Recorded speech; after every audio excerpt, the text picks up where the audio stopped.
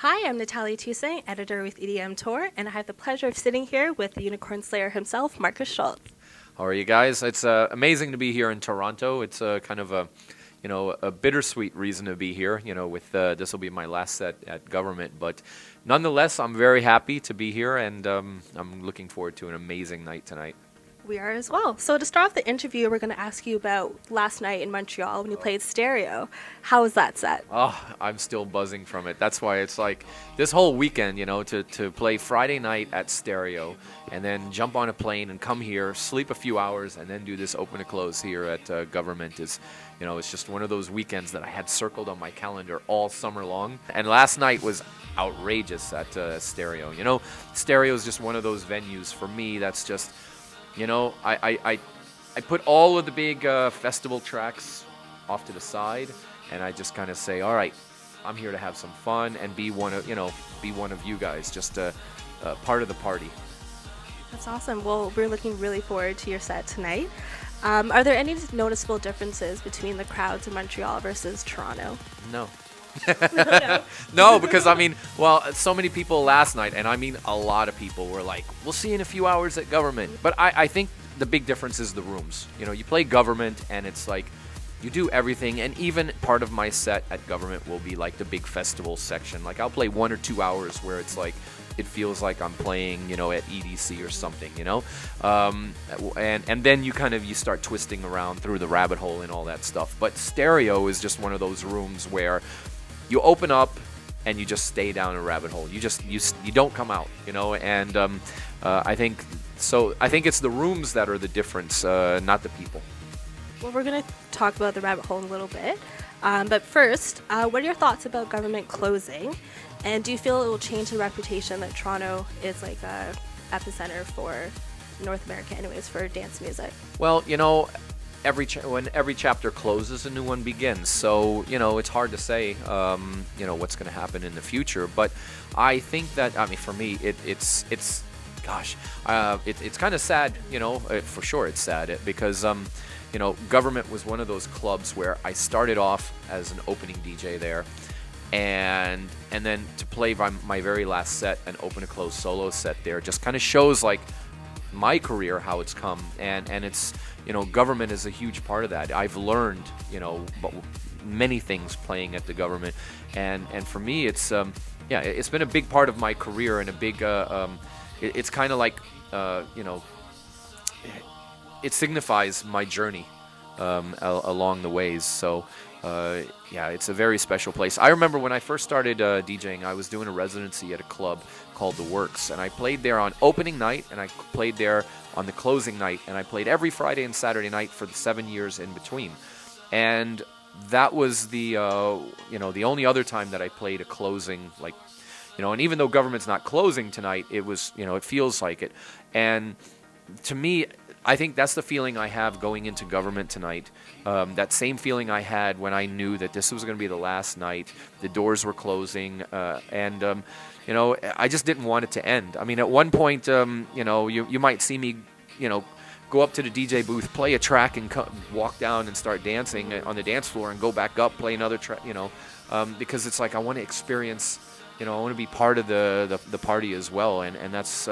I remember that's what I did at that club, and after the very last song played, I remember somebody brought me a saw, and I cut a piece of the dance floor off, and I still have a piece of the dance floor, even though I can't do it at Government tonight. I don't think they would appreciate if I cut a piece of the dance floor off and took it with me, but I don't know, maybe somebody on the closing night can cut a piece for me and mail it to me. That would be cool, but this is definitely one of those nights that I remember this feeling because I've had this feeling before at that club, and it feels like, wow, a lot of memories start coming back to you. Even when I was in the shower, I was just thinking, I remember this, I remember that. Oh my gosh, I can't believe it. It's finally here.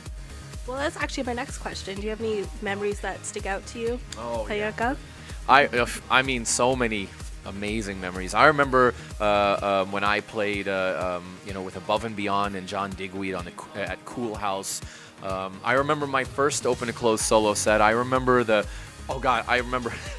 I remember the first time I saw the DJ booth when they had the hydraulics, and I'm afraid of heights, and I'm like, "Do not put that thing up." And they're like, "Relax, it'll be fine, it's safe." And I'm like, "No, no, no, leave me on the ground, please." And they were like, "All right, listen, we're gonna put it up, and then you get in it and see how you feel." And I remember that. That was so funny. I was freaking out. I'm like, "Why'd you put the DJ booth on hydraulics? I'm afraid of heights. Don't do that."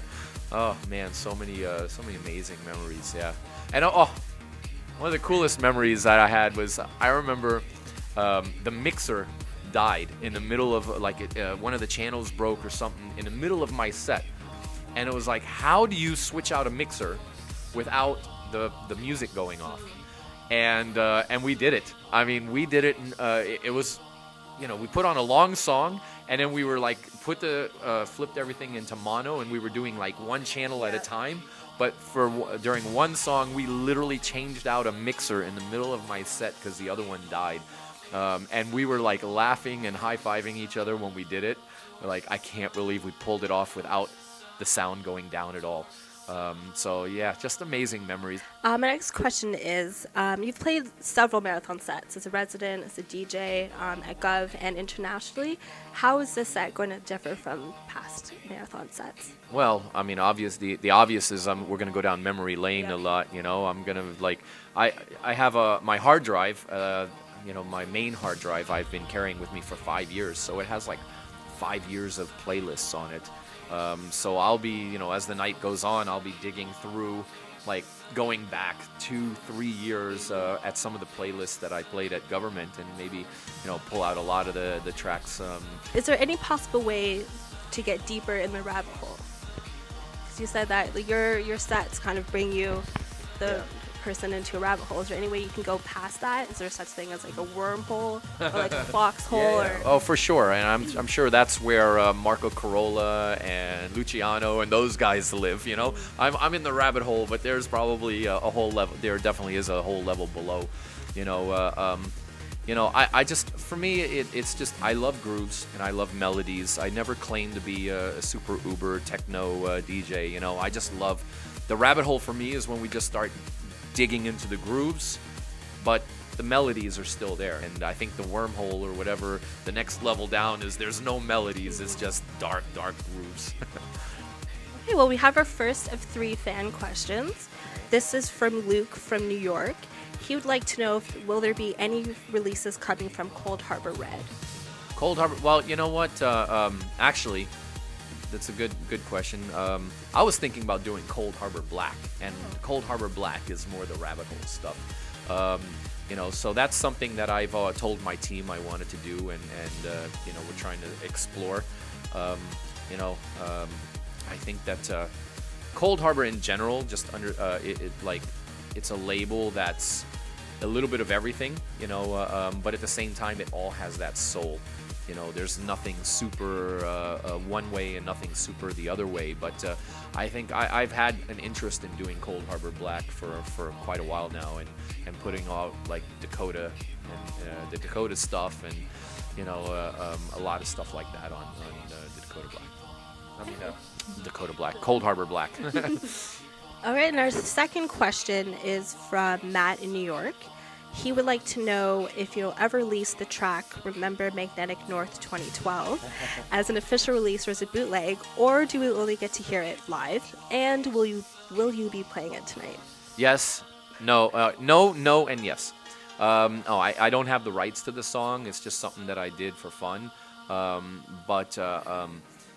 Yeah, for sure, I'm going to play it tonight. I mean, it's such a staple in my extended sets. It's also a very important track in the history of my journey at Government, so 100% I'll play it tonight. But, that's the thing with a lot of those reconstructions. I just do them for fun, and unfortunately, I don't have the rights to be able just to release it, So, and I think that's what makes my set special, I think that if people were able to buy the tracks or download the track, whatever, maybe it's, they get tired of it and it doesn't have that same feeling.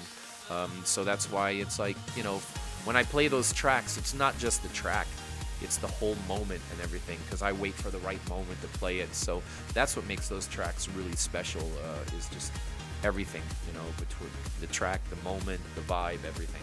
Okay, so are there any new releases we could see coming from Dakota or New World Punks? Well, first of all, we just released Torque. Ferry and I have like two or three other tracks that we have finished as well that still need some mix downs and mastering, so that's coming as well. And then I have about 5 Dakota tracks. 2 of them I played last night, and I'll play again tonight. So that's super cool to have some Dakota tracks. And I've got another Markus Schulz track that I have finished. That it was actually my very last song at the closing party in Ibiza this couple weeks ago. Maybe I'll play it as one of my final tracks at Guvernment tonight. But it's called Winter Kills Me. I've got a lot of music that I've just, I'm really inspired right now, and I just keep working, and whatever I do with the tracks, whether we release them or not, whatever, I just keep working because I just love it, and that's what helps kind of push me forward. Okay, and our final question is there anything that you want to say to your Toronto fans? Well, I mean, I don't know what I can say that hasn't been said before. Toronto is a special, city. I know that just because this chapter is closing, there's going to be an amazing new chapter ahead, and I look forward to being a part of that chapter for many, many more years. So I think tonight, let's all enjoy it, and let's all reminisce, and just look forward to the next chapter. Thank you very much. Thank you very much for spending the time to sit down and talk with us today. Be sure to follow Markus Schulz on all his social media accounts, as well as EDMTOR. I'm Natalia Tuesday. Thank you very much.